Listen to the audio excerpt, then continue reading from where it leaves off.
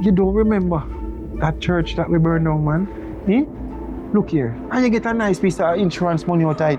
I tell you sell by your car. The missions I'm gonna send on. 2 girls wanna pull it there and get robbed again. And 1 get stabbed.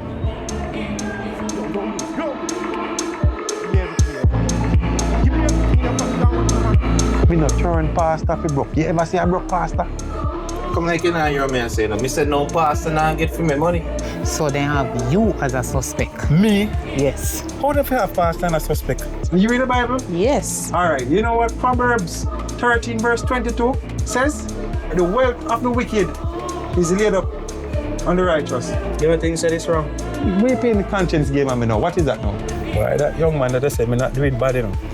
You cannot compare wickedness with what righteousness. So what you are trying to tell me, say you don't have him as suspect? Not bad. You never get any cash. You send me to grab one old lady.